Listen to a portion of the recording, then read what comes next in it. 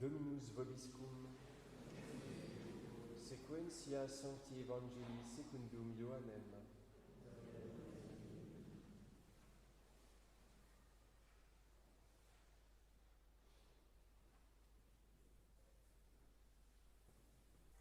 En ce temps-là, Jean vit Jésus venir à lui et il dit « Voici l'agneau de Dieu, celui qui enlève le péché du monde.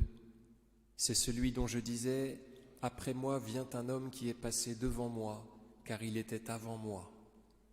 Et moi je ne le connaissais pas, mais c'est pour qu'il fût manifesté à Israël que je suis venu baptiser dans l'eau. » Et Jean rendit ce témoignage « J'ai vu l'Esprit, comme une colombe, descendre du ciel et demeurer sur lui. Et moi je ne le connaissais pas, mais celui qui m'a envoyé baptiser dans l'eau m'avait dit « Celui sur qui tu verras l'Esprit descendre et demeurer, c'est celui-là qui baptise dans l'Esprit Saint. Oui, j'ai vu et je témoigne qu'il est le Fils de Dieu. »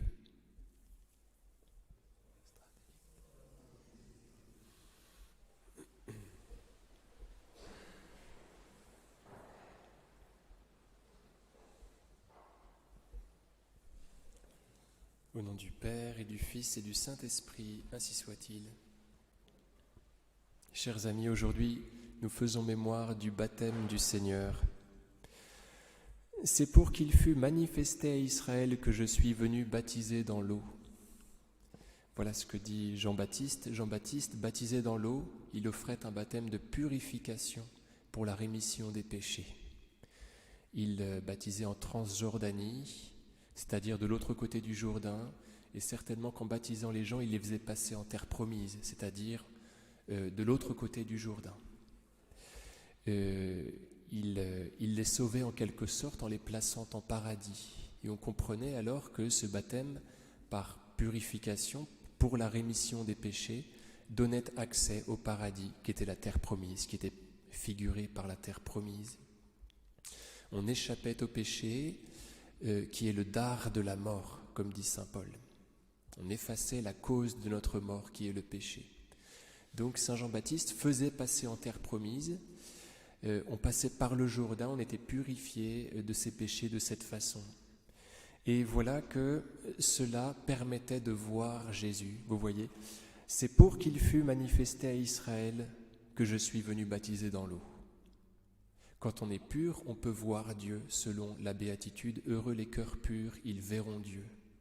Donc saint Jean-Baptiste nettoyait en fait les yeux de l'âme de ceux qui étaient appelés à voir le Messie. Il était précurseur, premièrement, de cette façon. Vous ne pourrez pas voir Jésus passer si je ne vous lave pas l'âme. Et le Seigneur Jésus, d'après saint Jean, et les autres évangiles le disent aussi, d'après saint Jean-Baptiste dans cet évangile, voilà, et puis les autres évangiles le disent aussi, a reçu ce baptême pour la rémission des péchés. C'est très curieux, lui qui est sans péché, vous voyez. Il veut bien être baptisé de ce baptême-là. Et comme vous le savez, dans les autres évangiles, nous lisons que saint Jean-Baptiste, voyant arriver le Seigneur, s'écrie que c'est plutôt à lui, Jean-Baptiste, d'être baptisé par Jésus. Et Jésus de lui répondre que c'est ainsi qu'il convient d'accomplir toute justice. Voyez. Et alors là, on en perd notre latin. Nous pensions précisément, Seigneur Jésus, qu'il n'était pas juste que vous receviez un baptême pour la rémission des péchés, étant donné que vous n'avez fait aucun péché.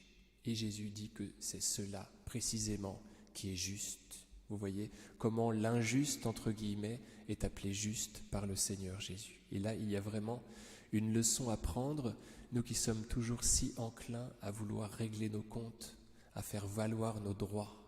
Jésus appelle justice sa miséricorde. Vous voyez, il passe par l'itinéraire qu'il nous invitera à prendre, il nous ouvre la voie, il s'abaisse jusque-là pour qu'ensuite on puisse lui emboîter le pas. Et cela, il le fait par miséricorde, bien évidemment, et il dit que cela est justice.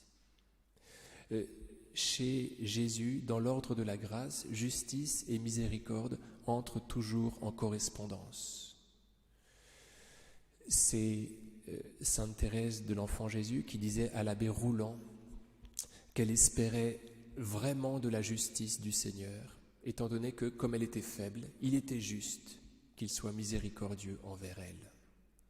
C'est justice que le Seigneur nous soit miséricordieux étant donné notre nullité. C'est ce que dit Charles Péguy à Dieu. Seigneur, ne nous étonnez pas de nous trouver terreux si vous nous avez fait de terre. Nous sommes misérables et donc il est justice que le Seigneur nous donne sa miséricorde.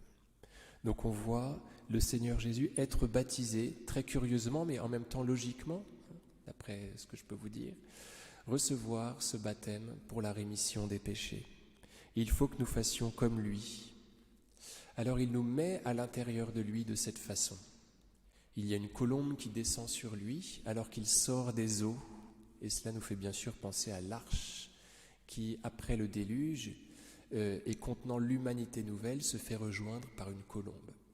Donc c'est le Seigneur Jésus qui descend au point de s'unir toute l'humanité, et elle sort de lui, elle sort avec lui des eaux, parce que sauvée par lui à l'intérieur de son propre corps. Donc laissons-nous environner par Jésus qui a voulu descendre jusqu'à nous. Le baptême, c'est vraiment l'accomplissement du mystère de Noël. C'est le mystère de l'incarnation poussé au maximum. Jésus descend dans les eaux d'un fleuve, et ce fleuve va se répandre dans la mer morte, voyez, qui est plus bas que le niveau de la mer. Donc c'est comme s'il voulait descendre vraiment le plus bas possible, voilà, pour nous rejoindre et pour nous purifier.